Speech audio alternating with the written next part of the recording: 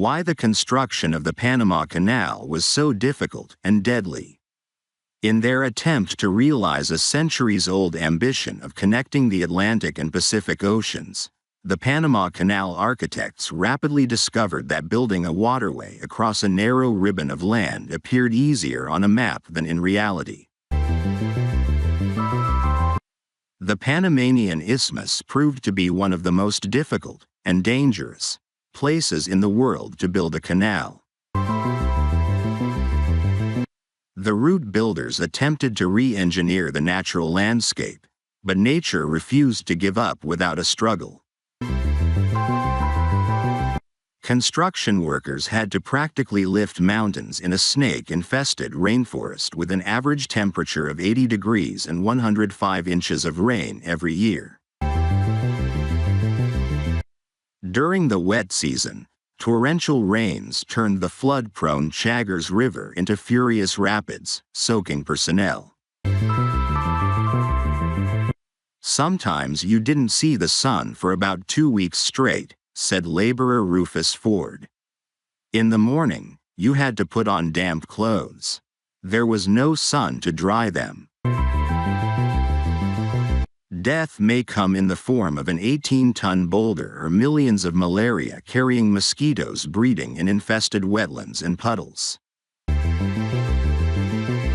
Over the course of more than 3 decades, at least 25,000 people perished while building the Panama Canal. The working conditions in those days were so horrible it would stagger your imagination, said laborer Alfred Doughton. Death was a constant friend. I'll never forget the trainloads of dead guys that were hauled away every day, as if they were merely lumber. A French attempt ends in death and failure. In 1881, a French undertaking began construction on the Panama Canal. Attempting to replicate his success in guiding the construction of the Suez Canal, French diplomat Ferdinand de Lesseps discovered that creating a 51-mile sea-level canal through Panama's mountainous jungle would be significantly more difficult than a 120-mile tunnel through the flat Egyptian desert. Continuous rains caused mudslides that buried workers alive. Floods washed away construction equipment. On top of that, an earthquake shook the country, and fire ravaged the city of Cologne as a civil war erupted. There is too much water, the rocks are really hard, the soil is quite mountainous, and the weather is deadly. The country is literally poisoned, said renowned French engineer Adolphe Godin de Lepinay. The workforce was destroyed by dysentery outbreaks, as well as yellow fever and malaria epidemics. Approximately 3/4 of the French engineers who joined Lesseps in Panama died within 3 months of arrival. According to author Matthew Parker's Panama Fever, a Canadian doctor claimed that 30 to 40 laborers perished every day during the wet seasons of 1882 and 1883. According to the U.S. State Department, by the time France abandoned the project in 1888, 20,000 workmen had died as a result of accidents and disease. The majority of the fatalities were from Caribbean islands including Antigua, Barbados, and Jamaica. The United States restarts canal construction. 16 years after the French company went bankrupt, the ascendant U.S. resumed work on the half-excavated ditch. The Americans faced much of the same challenges as the French in the project's initial year, with yellow fever and malaria killing hundreds of workers. As mortality spread throughout the canal zone, despondent head engineer John Findlay Wallace prepared for his return voyage home by bringing a metal casket. In June 1905, 3/4 of the original American contingent had departed.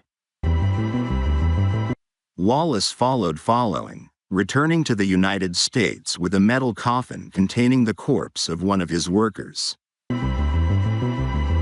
Wallace's successor, John F. Stevens, highlighted the efforts of Chief Sanitary Officer William Crawford Gorgas. Yellow fever and malaria, derived from the Italian for bad air, were considered to be caused by filth, decaying waste, and airborne microorganisms emitted from tropical soil for centuries. Gorgas, a yellow fever survivor, was one of the doctors whose research identified mosquitoes as a major vector of tropical diseases. Gorgas, who spearheaded a huge public health campaign in the Canal Zone, ordered that homes be fumigated, pools of water be drained, and screens be attached to windows and gutters. To kill mosquito larvae, health officials poured crude oil mixed with kerosene into water sources and puddles.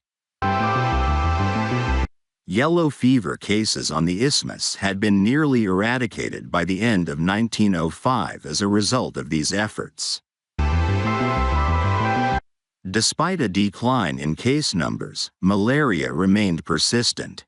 Sanitary Inspector Joseph LaPrince claimed that 80% of the workforce was hospitalized for malaria at some point in 1906.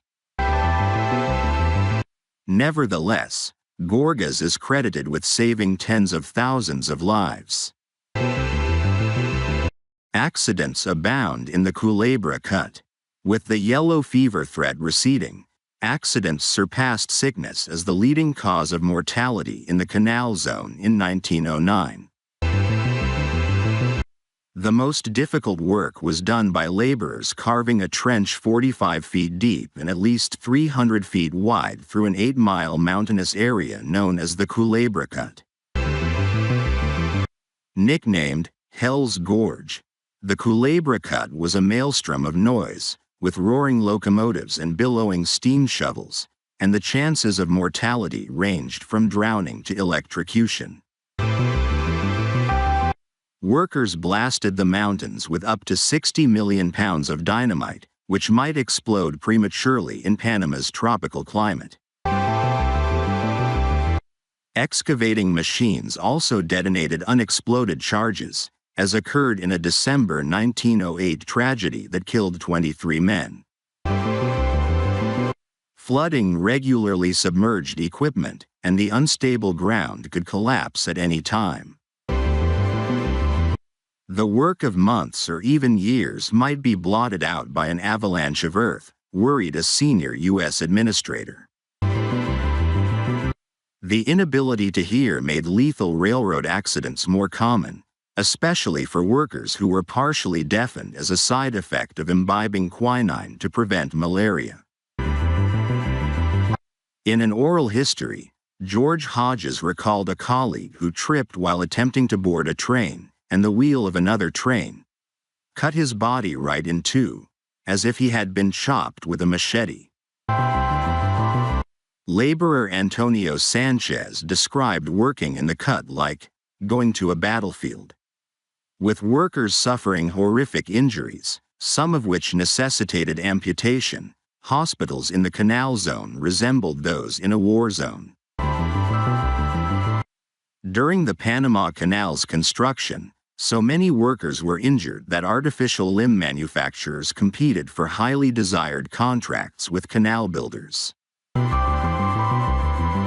One such manufacturer, A. Marks, stated that its waterproof limbs and legs were most suited to the climate and conditions of the locality, and the only kind manufactured that would meet the demands of injured workers who returned to work at the Panama Canal. The United States recorded 5,855 canal worker deaths between 1904 and the end of construction in 1913. When paired with the losses from the French endeavor, Parker believes that 500 lives were lost for every mile of canal.